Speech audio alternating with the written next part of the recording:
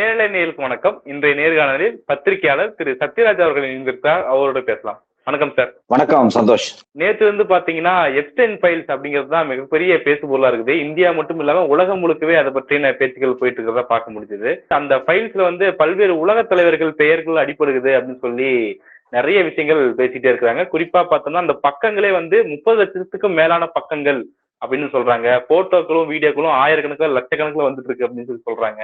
இந்த எப்ஸ்டைன் ஃபைல்ஸ்னா என்ன, அது எங்க இருந்து ஆரம்பிக்குது, அதனுடைய பர்த் பிளேஸ் என்ன அப்படிங்கிற ஒரு கேள்வி எல்லாம் இருக்குது. எப்படி பாக்குறீங்க? எப்ஸ்டைன் ஃபைல்ஸ் அப்படிங்கிறது பாத்தீங்க அப்படின்னா அமெரிக்காவில் இருக்கக்கூடிய இருந்த ஒரு மிகப்பெரிய ஒரு பினான்சியர், குறிப்பாக ட்ரம்போட மிக நெருங்கிய நண்பராக இருந்த ஒருத்தர்.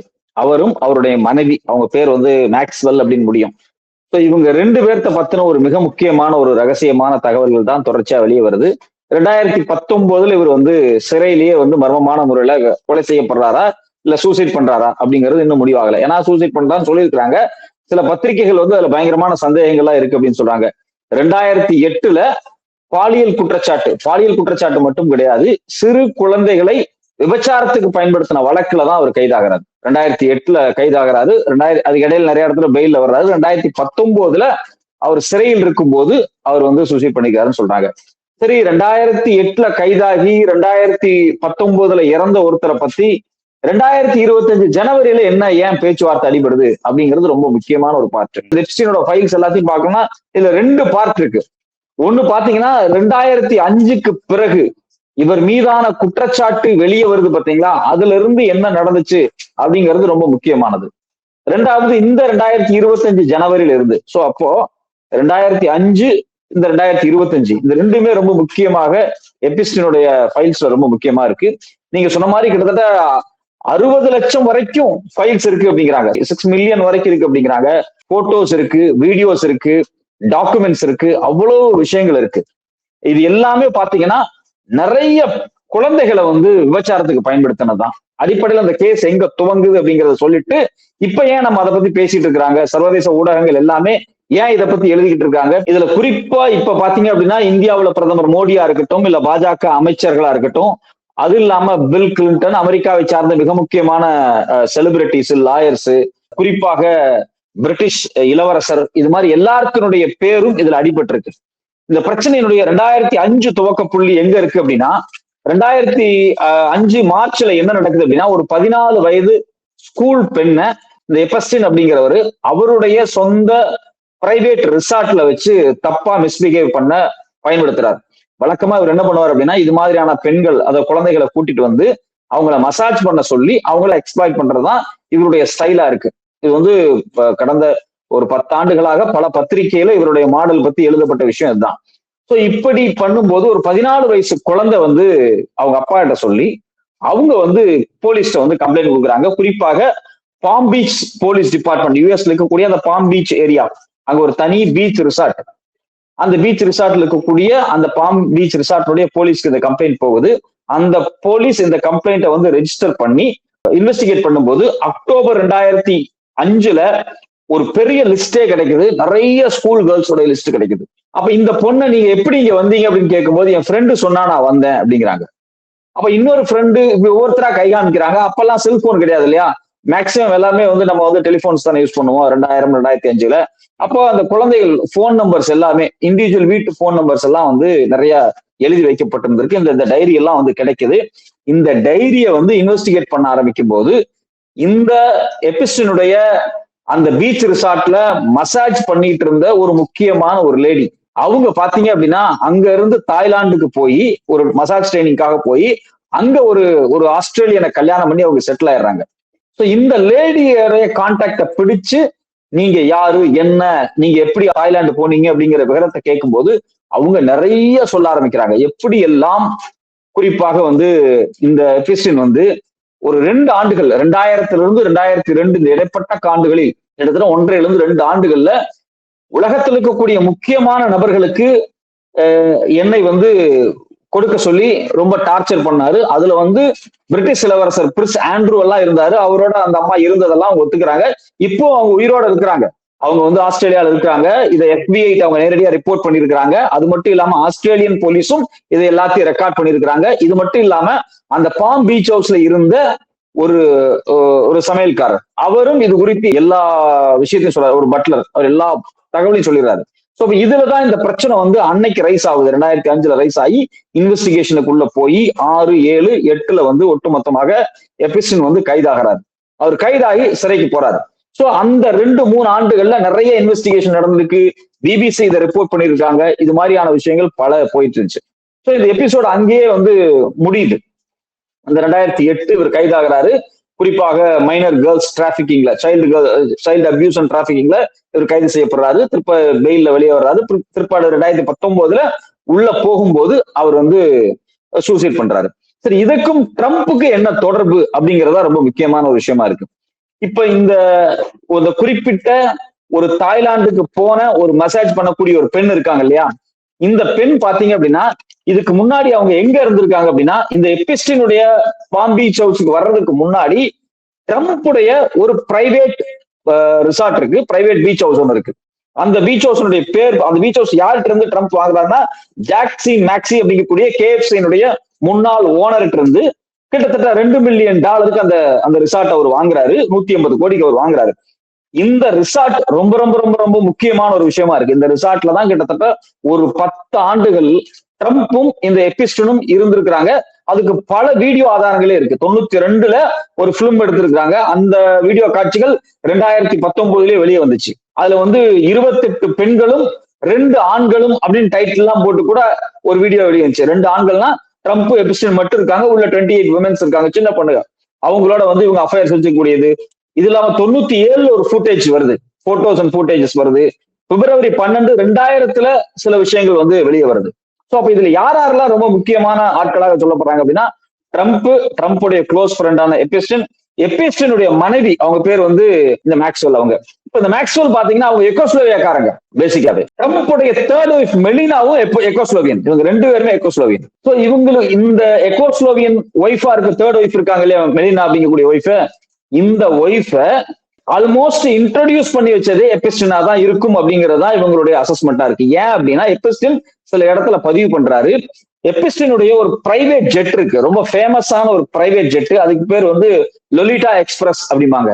அந்த லொலிட்டா எக்ஸ்பிரஸ்ல வச்சு அவருடைய தேர்ட் ஒய்ஃப், அப்ப சின்ன பொண்ணா இருக்கும்போது, அவங்க கேர்ள் ஃப்ரெண்டா இருக்கும்போது பல முறை இவர் வந்து செக்ஸ் வச்சிருக்கிறாரு அப்படிங்கறத வந்து எபிஸ்டின் அவருடைய ஃபைல்ஸ்ல பதிவு பண்றாரு.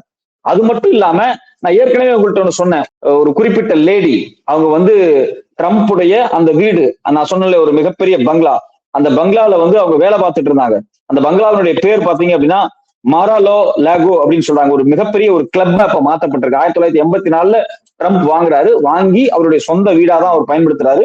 பிற்பாடு பாத்தீங்கன்னா அது வந்து கிளப்பா மாத்தப்படுது. அது வந்து ஒரு சாதாரண கிளப் வீடு கிடையாது. ஒரு 126 ரூம்ஸ் இருக்கக்கூடிய ஒரு மிக பெரிய இடம். அது கிட்டத்தட்ட 100 ஆண்டுகள் பழமையான ஒரு புராதன கோட்டை மாதிரியான ஒரு இடம். அது ஒரு பெரிய ரிசார்ட் பீச் பக்கத்துல. சோ அத ட்ரம்ப் வாங்குறாரு. ட்ரம்போட தான் இவர் இருக்கிறாரு. அப்படி ட்ரம்ப்புடைய அந்த மாரா லோகோ அப்படிங்கக்கூடிய அந்த ரெசிடென்ஸ்ல இருந்த அந்த லேடி இருக்காங்க இல்லையா, அந்த லேடி வந்து பிற்பாடு எபிஸ்டனுடைய கிளப்புக்கு வர்றாங்க. எபிஸ்டனுடைய கிளப்ல இருந்து தாய்லாந்து போனாங்கன்னு நான் சொன்னேன் இல்லையா. இந்த லேடி, அந்த குறிப்பிட்ட லேடி, அவங்களுடைய பேர் நம்ம சொல்லக்கூடாது ஏன்னா அவங்க வந்து இப்போ உயிரோட இருக்காங்க. அந்த லேடி பாத்தீங்க அப்படின்னா, அந்த லேடியும் ட்ரம்ப்பும் ஒன்னா இருந்தது குறித்தான ஒரு இமெயில் வந்து சமீபத்துல வெளிவந்துச்சு. ஸோ இந்த பிரச்சனை நல்லா புரிஞ்சுங்க. இந்த பிரச்சனை வந்து ஏன் இப்ப பேசப்படுது அப்படின்னா, இந்த பிரச்சனை குறித்து ஜூலை 17, 2025 வால் ஸ்ட்ரீட்ல ஒரு கட்டுரை எழுதுறாங்க. அந்த கட்டுரை என்ன இருக்கு அப்படின்னா, ட்ரம்ப் வந்து இந்த எபிஸ்டனுடைய 50வது பிறந்த நாள், அதாவது 2003 ஜனவரி 20, 50வது பிறந்த நாளுக்கு ஒரு பெரிய கிரீட்டிங் கார்டு அனுப்புறாரு. ஒரு பெண்ணை வந்து, ஒரு சின்ன பெண்ணை நிர்வாணமா வரைஞ்ச மாதிரியான ஒரு கிரீட்டிங் கார்டை வந்து அனுப்புறாரு. அந்த கிரீட்டிங் கார்டுல உலகத்தில் இருக்கக்கூடிய முக்கியமான தலைவர்கள், அமெரிக்காவினுடைய முக்கியமான தலைவர்கள், பிரிட்டனுடைய மகாராஜா, ஐ மீன் குயின் எலிசபெத்துடைய 2வது பிரின்ஸ், இளவரசர், இவங்க எல்லாத்தினுடைய கையெழுத்தும், அவங்க பர்சனலா பேசினது, அவங்க வந்து கிரீட்டிங் பண்ணது, வரைஞ்சது, இது மாதிரி பல விஷயங்கள் அதுல வந்து தொகுக்கப்பட்டிருக்கு. கிட்டத்தட்ட 3 வால்யூம் அது. அதுக்கு பேரே என்னன்னு பாத்தீங்க அப்படின்னா, த ஃபர்ஸ்ட் 50 இயர் அப்படின்னு சொல்லிட்டு த ஆல்பம் ஆஃப் எபிஸ்டின், அவருடைய முதல் 50 ஆண்டு கால வாழ்க்கை அப்படிங்கிறதா அதுல இருக்கக்கூடிய விஷயம். இதுல நிறைய டிராயிங்ஸ் இருக்கு, எக்கச்சக்கமான டிராயிங்ஸ். இந்த டிராயிங்ஸ் எல்லாமே பாத்தீங்கன்னா இளம் குழந்தைகளை, பெண்களை, குழந்தைகளை இவங்களை வந்து நிர்வாணமாக சித்தரிக்கிறது. அதுல ஒரு ரொம்ப மோசமான ஒரு படம் என்ன அப்படின்னா, பலூனையும் லாலிபப்பையும் கொடுத்து குழந்தைகளை வந்து செக்ஸுவலா எப்படி பயன்படுத்துறது, இப்படியான பிக்சர்ஸ் போர்ட்ரேட்ஸ் நிறைய வரைஞ்சிருக்கிறாங்க, நிறைய கிஃப்ட்ஸ் பண்ணிருக்காங்க, அதெல்லாமே வரைஞ்சு போட்டிருக்காங்க. இது எல்லாத்தையும் தொகுத்து தான் இந்த 3 வால்யூம் வந்து வெளியே வருது. இந்த 3 வால்யூம் வந்து வெளியே விடாமையே வச்சிருந்தாங்க. 2003லயே இது பர்சனலா கலெக்ட் பண்ணப்பட்ட ஒரு தொகுப்பு, அது வெளிவராமே இருந்துச்சு. இது குறித்து இந்த 3 வால்யூம் குறித்து ஜூலை 17, 2025 வால் ஸ்ட்ரீட் ஜேர்னல் வந்து ஒரு கட்டுரையை வந்து ரிலீஸ் பண்றாங்க. அந்த கட்டுரை தான் ஒரு பெரிய இஷ்யூவா மாறுது. ஸோ அந்த கட்டுரையை வந்து ஷூ பண்றாரு, என்னை பத்தி நீங்க தப்பா சில விஷயங்களை போடுறீங்க அப்படின்னு சொல்லி நான் வந்து உங்க மேல வந்து $10 பில்லியன் மான நஷ்டீடு வழக்குல நீங்க எனக்கு தரணும் அப்படிங்கிற மாதிரி ட்ரம்ப் வந்து வால் ஸ்ட்ரீட் ஜேர்னலை வந்து ஷூ பண்றாரு. அதுல முக்கியமான விஷயம் என்னன்னா, அந்த கட்டுரையில என்ன சொல்லப்படுது அப்படின்னா, இந்த கிரீட்டிங் அனுப்புனதுல ட்ரம்ப் ஒருத்தர் அப்படின்னு சொல்லி ட்ரம்ப் வரைந்த அந்த ஓவியம் இருக்கு பாத்தீங்களா, ஒரு நிர்வாண இளம் பெண்ணுடைய ஒரு ஓவியம், அதுல வந்து அந்த பிறப்புறுப்பு இருக்கிற இடத்துல வந்து அவர் வந்து ஒரு சைன் பண்ணி வச்சிருக்கிற மாதிரி ஒரு ஓவியத்தை வந்து அவங்க வெளியிடுறாங்க. இது வந்து ஒரு பெரிய கான்ட்ரவர்சியா மாறுது. உடனே ட்ரம்ப் சண்டை போடுறாரு. பின்னாடி என்ன நடக்குது அப்படின்னா, ஜூலை 25, 2025 திருப்பி வால் ஸ்ட்ரீட் ஜேர்னல் வந்து மறுபடியும் ஒரு கட்டுரை வெளியிடுறாங்க. அந்த கட்டுரை வந்து Jeffrey Epstein's birthday book included letters from Bill Clinton, Leon Black அப்படிங்கக்கூடிய ஒரு கட்டுரை வெளியே வருது. அதுவும் ஒரு மிகப்பெரிய சர்ச்சையாக மாறுகிறது. நிறைய புகைப்படங்கள் வருது, ஒரு பெரிய இஷ்யூவாக மாறுது. எப்பன்னா இந்த ஜூலை 2025லயே. பிற்பாடு செப்டம்பர் 2025 ஃபுல் புக் ஆன்லைன்ல வந்துருது. US committee on oversight and government அப்படிங்கக்கூடிய அமெரிக்காவினுடைய ஒரு கமிட்டி வந்து இந்த புக்கை மொத்தமா ஆன்லைன்ல வெளியிட்டுறாங்க. பிற்பாடு என்ன இந்த இஷ்யூ பெருசா மாறுதுன்னா, கடந்த ஜனவரி 20, 2026, இப்ப ஜனவரி போன மாசம் இருக்கு பாத்தீங்களா, 20ஆம் தேதி, இந்த எபிஸ்டினுடைய பர்த்டே அன்னைக்கு ட்ரம்பினுடைய இந்த கிரீட்டிங் கார்டு இருக்கு பாத்தீங்களா, இந்த புக்கில் இருந்த அந்த கிரீட்டிங் கார்டை கிட்டத்தட்ட ஒரு 10 அடிக்கு பெருசா போட்டோ பிரேமா பண்ணி ஒரு பெரிய வந்து ஒரு சிலை மாதிரி செஞ்சு ஒரு பொது இடத்துல வச்சிடறாங்க. ஒரு மால், ஒரு சென்டர் மால்ல வச்சிடறாங்க. அதுல இருந்து ஒரு பெரிய இஷ்யூவாக மாறுது. இதை வந்து அங்க இருக்கக்கூடிய சோசியல் ஆக்டிவிஸ்ட் பண்றாங்க. சோ அப்ப ட்ரம்புக்கும் எபிஸ்டனுக்கும் இடையில ஒரு மிகப்பெரிய தொடர்பு இருக்கு. சிறு குழந்தைகளை பாலியலாக சுரண்டின ஒரு குற்றவாளிக்கும் அந்த நாட்டினுடைய ஜனாதிபதிக்கும் தொடர்பு இருக்கு அப்படிங்கிற பேச்சு ரொம்ப வேகமா அதிகரிக்குது. ஏற்கனவே பாத்தீங்க அப்படின்னா எலன் மாஸ்க், ட்ரம்போட ஃப்ரெண்டே சொன்னாரு, அந்த டாக்குமெண்ட், அந்த எவிடன்ஸ் எதுவுமே வெளியே வராது. ஏன் வெளியே வராது அப்படின்னா, அதுல ட்ரம்புடைய பேரும் இருக்கு, ட்ரம்புடைய போட்டோஸும் இருக்கு அப்படிங்கிற மாதிரி அவர் வந்து வெளிப்படுத்தி இருந்தாரு. அதுக்கு பிறகுதான் ட்ரம்புக்கும் எலன் மாஸ்க்கும் இடையில ஒரு மிகப்பெரிய முரண்பாடு எழுது. சோ அப்போ இது ஒரு பெரிய ஒரு அந்த காலத்துல நம்ம வந்து இந்த ஆபாவானன் படம், ஊமை விழிகள் படம் பார்த்த மாதிரி இருக்கும்.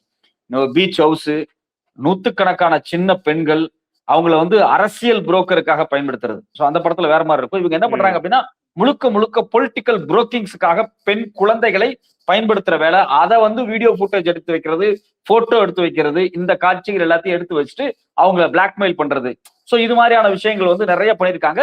இதுல 90களுக்கு பிறகு, 90கள்ல இருந்தும் கிட்டத்தட்ட 2005 இடைப்பட்ட காலகட்டம், ஒரு 15 ஆண்டுகள் ட்ரம்ப் இந்த எபிஸ்டினோட நெருக்கமா இருக்கக்கூடிய வீடியோ காட்சிகள், போட்டோ காட்சிகள் இருப்பதாக எல்லா பத்திரிகையிலும் இருக்கு. சில வீடியோ காட்சிகளும் இருக்கிறது.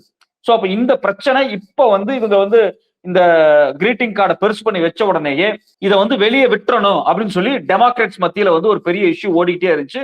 குறிப்பாக டெமோக்ராட்ஸ் வந்து இதுக்காக ஒரு தனி சட்டத்தையே கொண்டு வந்தாங்க. 2025 நவம்பர்லயே வந்து இதுக்கான சட்டத்தெல்லாம் கொண்டு வந்து கொஞ்சம் கொஞ்சமா ட்ரம்ப் குறித்தான விஷயங்களை வந்து வெளியிட ஆரம்பிச்சிட்டாங்க. சோ போன மாசமே பாத்தீங்கன்னா நிறைய தகவல்கள் வெளியாயிட்டே இருந்துச்சு. இந்த புத்தகம் போன மாசமே வெளியே வந்துருச்சு. ஆன்லைன்ல வந்து நவம்பர், டிசம்பர்லயே வந்துருச்சு. 2025 டிசம்பர்லயே வெளியே வந்துருச்சு. அதனாலதான் ஜனவரியில அது இருக்கக்கூடிய ஒரு கிரீட்டிங் கார்டு எடுத்து இவ்வளவு பெருசா வைக்கிறாங்க.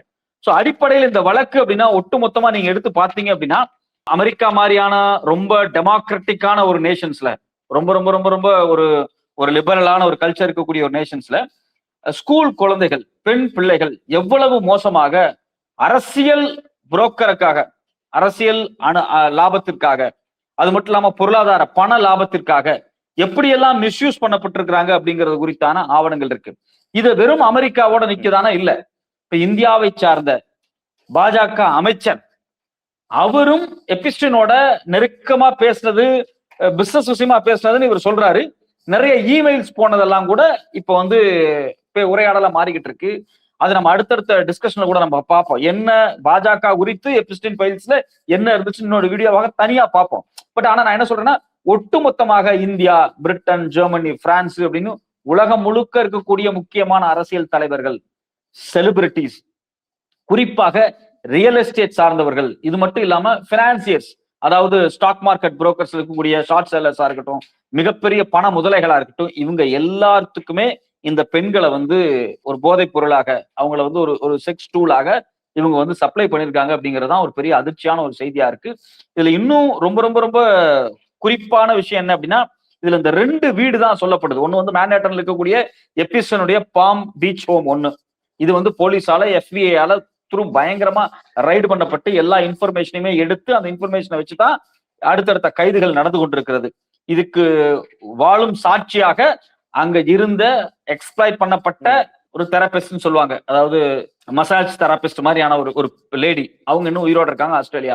அவங்க நிறைய வாக்குமூலங்கள் கொடுத்திருக்காங்க, FBI ரெக்கார்ட் பண்ணிருக்கு இந்த பாம் பீச் ஹவுஸ் மையமா வச்சு. இந்த ட்ரம்பினுடைய வீடு இருக்கு பாத்தீங்களா, அந்த லேகோ மாராயா லேகோ அப்படிங்கக்கூடிய அந்த கிளப் இருக்கு பாத்தீங்களா, இந்த கிளப் குறித்தான சில விஷயங்கள் இது வரைக்கும் வெளியவே வராம இருக்கு. ட்ரம்ப் தரப்புல இருந்து திரும்ப திரும்ப என்ன சொல்றாங்க அப்படின்னா, என்னுடைய கிளப்ல, இந்த மேரோலோகோ கிளப்ல இருந்த ஒரு கிளப் மெம்பருடைய குழந்தையை, டாக்டரை இந்த எபிஸ்டின் வந்து தவறா பயன்படுத்தினாரு.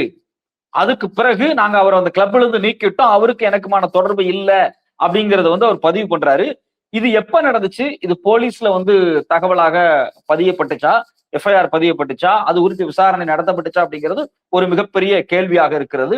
இது மட்டும் இல்லாம அந்த ட்ரம்பினுடைய மிகப்பெரிய அந்த அமெரிக்காவில் வச்சிருக்க ஒரு பெரிய நீளமான கார், லுமியூசைன் சொல்லுவாங்க, அந்த கார்ல ஒரு சிறுமியை வந்து ட்ரம்பும் எபிஸ்டனும் சேர்ந்து பாலியல் ரீதியாக அவங்கள வந்து சுரண்டினதாக, அவங்கள வந்து பலாத்காரம் செய்ததாக அத டிரைவர் பதிவு பண்ணியிருக்கிறார் FBI.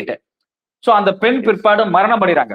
அந்த பெண் வந்து பிற்பாடு பாத்தீங்க அப்படின்னா எந்த விதமான ரீசனுமே தெரியாம கொலை செய்யப்பட்டாங்களா, சூசைட் பண்ணாங்களா என்னன்னே தெரியாத அளவுக்கு அவங்களுடைய மரணம் வந்து, அந்த சின்ன பெண்ணுடைய மரணம் நடக்குது. இது 1984லயே இது நடந்துருது. இது குறித்தான கேஸ்களும் இன்னும் நிறைய பெண்டிங்ல தான் இருக்கு. சோ இது மாதிரி இதுக்குள்ள நம்ம போய் பார்த்தோம் அப்படின்னம்னா, ஒரு தொடர்ச்சியாக ஒரு நாள் 3 மணி நேரம் 4 மணி நேரம் பேசுற அளவுக்கான ஒரு பெரிய தகவல்கள் ஒவ்வொரு நாடு சார்ந்து, ஒவ்வொரு ஆட்கள் சார்ந்து, கிளின்டன் சார்ந்து, ட்ரம்ப் சார்ந்த, மைக்கேல் ஜாக்சனை மையமாக வச்சு இப்படின்னு சொல்லி, இது மட்டும் இல்லாம பிரிட்டிஷ் இளவரசர் இவரை மையமாக வைத்து, இவர்களெல்லாம் ஏன் எதற்காக அந்த பெண்ணோடு நெருக்கப்படுத்தப்பட்டாங்க, அதனால அடைஞ்ச அரசியல் லாபங்கள் என்ன, அது மட்டும் இல்லாம பினான்சியல் பண லாபங்கள் என்ன அப்படிங்கிறது குறித்தெல்லாம் ஒரு மிகப்பெரிய விரிவான ஆய்வுகள் நடத்தப்பட்டுச்சு. அப்படின்னா கடந்த ஒரு 30-40 ஆண்டு கால அரசியல் இருக்கு பாத்தீங்களா, அது அமெரிக்க அரசியல் மட்டும் கிடையாது, ஒட்டுமொத்தமான சர்வதேச அரசியலில் நடந்த பல மாற்றங்களுக்கும் பல முக்கியமான விடயங்களுக்கும் என்ன அடிப்படை காரணம், யார் யார் என்னென்ன பண்ணாங்க அப்படிங்கிறது குறித்தெல்லாம் பல தகவல்கள் வந்து வெளியாகிறதுக்கு நிறைய வாய்ப்பு இருக்கு. இதுல குறிப்பாக ட்ரம்பினுடைய 3வது மனைவியான அந்த மெலினா அவர்களும், இந்த எபிஸ்டனுடைய மனைவி, அவங்க மனைவின்னு சொல்ல, அவங்க திருமணம் அபிஷியலா பண்ணலையே தவிர அவங்கதான் காலங்காலமாக தொடர்ச்சியாக எபிஸ்டனோடய இருந்தவங்க. மேக்ஸ்வெல் அவங்களும் இன்னும் உயிரோட தான் இருக்கிறாங்க, அவங்க சிறையில் இருக்காங்க, உயிரோட இருக்கிறாங்க. அவங்க பாத்தீங்க அப்படின்னா ட்ரம்புக்கு இதுல எந்த தொடர்பு இல்லை அப்படிங்கறத வந்து சமீபத்துல கூட அவங்க வெளிப்படுத்தியிருந்தாங்க. சோ இந்த 2 பேருமே யுகோஸ்லோவியன். இவங்க 2 பேர்த்துக்குள்ள ரொம்ப நெருக்கமான உறவுகள் இருந்திருக்கு. இந்த மெலினா அப்படிங்கக்கூடியவங்க அடிப்படையில வந்து பாத்தீங்கன்னா ட்ரம்புடைய 3வது மனைவி, அடிப்படையில ஒரு மாடல். அவங்க நம்ம 2000களுக்கு பிற்பாடுதான் அவங்க வந்து பாத்தீங்க அப்படின்னா யுஎஸ்க்கே வர்றாங்க அவங்க. சோ அவங்களும் இந்த கிளப் மூலியமாக, இந்த மசாஜ் சென்டர் மூலியமாக தான் ட்ரம்போடு பழகுனாங்களா? சோ இப்போ அவங்களையும் இவர் ஆரம்பத்தில் ஒரு சிறு பிள்ளையாக இருக்கும்போது மிஸ்யூஸ் பண்ணாரா, என்ன ஏது அப்படிங்கறதெல்லாம் ஒரு கேள்வியா இருக்கு. 1998லயே வந்து ட்ரம்புக்கு இவங்களை அறிமுகப்படுத்தி வைத்திருக்கிறார்கள் அப்படிங்கிறாங்க. அந்த அறிமுகப்படுத்தி வைத்த நபர் யாரு, எதுக்காக அறிமுகப்படுத்தி வச்சாங்க, இதுக்கு பின்னாடி என்ன போயிட்டு இருக்கு அப்படிங்கறது எல்லாமே வந்து அடுத்தடுத்து வரக்கூடிய இன்வெஸ்டிகேஷன்ல தான் வரும். இப்பதான் கொஞ்சம் கொஞ்சமா தகவல்கள்லாம் வெளியே வந்துட்டு இருக்கு. கடந்த 3 நாளா தான் பாத்தீங்கன்னா சர்வதேச ஊடகங்கள் எல்லாமே தொடர்ச்சியாக அவங்கவுங்க நாடு சார்ந்த என்னென்ன ஃபைல்ஸ் இருக்கு அப்படின்னு எழுதிக்கிட்டு இருக்காங்க. இப்ப இந்தியா சார்ந்து, குறிப்பாக பாஜக மினிஸ்டர் சார்ந்து சில விஷயங்கள் வெளியே வந்திருக்கு. குறிப்பாக அம்பானி சார்ந்து, அம்பானி எபிஸ்டனை மீட் பண்ணி சில கடித போக்குவரத்துகள் நடத்தி இருக்கிறார் பிசினஸ் விஷயமாக அப்படின்னு சொல்றாங்க.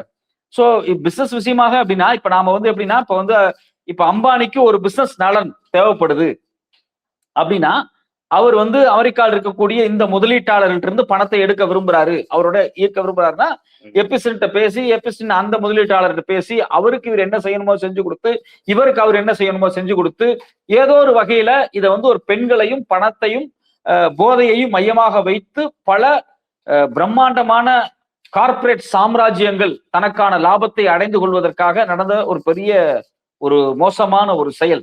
சோ இதுல அம்பானி பேர்லாம் இருக்கு. இன்னும் கொஞ்சம் கொஞ்சமா வெளியே வரும்போது இந்தியாவினுடைய முக்கியமான பணக்காரர்கள் யாரு, இதுல குறிப்பாக பாஜக அரசாங்கத்தை மையமாக வச்சு பேசுறது வந்து ஹர்தீப் சிங் பூரி தான். ஹர்தீப் சிங் பூரி பாத்தீங்க அப்படின்னா 2014 வரைக்கும் அவர் ஒரு IFS ஆபீசர். அவர் வந்து இந்தியாவினுடைய IFS ஆபீசராக இருந்தவர், அம்பாசிடராக, ஹை கமிஷனராக வெளி நாடுகள் இருந்தவர். அவர் குறிப்பாக அமெரிக்காவில் இருக்கக்கூடிய ஒரு திங்க் டேங்க்ல வேலை பார்த்தவர். அவர் ரொம்ப நெருக்கமா இருந்தவர். அவர் மோடி அரசாங்கம் வந்ததுக்கு பிறகு 2014 மோடி அரசாங்கம் வந்ததுக்கு பிறகு பாஜகக்குள்ள வர்றாரு. இன்னைக்கு அவர் பெட்ரோலியம் மினிஸ்டரா இருக்கார். சோ இதுவே ஒரு மிகப்பெரிய கான்ஸ்பிரசியா இருக்கு. காலகாலமா பாஜகவுக்கு உழைச்சவங்க, RSS காரங்க, BHP காரங்க, மசூதி இடிச்சவங்க, கலவரம் பண்ணவங்க, இவங்க எல்லாமே பாதி பேர் வெளியே இருக்கிறாங்க. ஆனா IRS இருந்த ஜெய்சங்கரா இருக்கட்டும், IRS இருந்த பூரியா இருக்கட்டும், இவங்க எல்லாம் எப்படி உள்ள வந்தாங்க? குறிப்பாக இந்த இவர் வந்து எப்படி வந்து IRS அமெரிக்காவில இருந்து திடீர்னு வந்து உடனே ஒரு பெட்ரோலியம் மினிஸ்டர் ஆனாரு. சோ அப்ப பெட்ரோலியம் மினிஸ்டர் ஆனதுக்கு அப்புறம் இவர் என்னென்ன கான்ட்ராக்ட்ஸ், என்னென்ன அக்ரிமெண்ட்ஸ், என்னென்ன சைன் பண்ணிருக்கிறாரு? இதுல அமெரிக்காவில் இருக்கக்கூடிய பெட்ரோலிய நிறுவனங்களான எக்ஸானா இருக்கட்டும், கொக்கோன் பிலிப்ஸா இருக்கட்டும், செவரானா இருக்கட்டும், இந்த நிறுவனங்களோடு இவங்களுக்கு ஏதாவது தொடர்பு இருக்கா?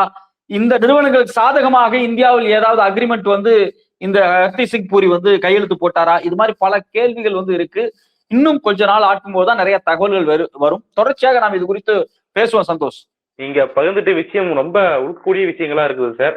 ஒரு மிகப்பெரிய, நீங்க குறிப்பிட்ட பேர் மிகப்பெரிய சாம்ராஜ்யமே இதுல அடங்கி இருக்கிறதா பார்க்க முடியுது. இதுல பல்வேறு தலைவர்களும் சம்மந்தப்பட்டிருக்காங்கன்றத நம்ம போக போக நாம பேசலாம் சார். பல்வேறு விஷயங்களை பகிர்ந்தீங்க சார். உங்களுடைய நேரத்துக்கும் கருத்துக்கும் மிக்க நன்றி சார். நன்றி சந்தோஷ்.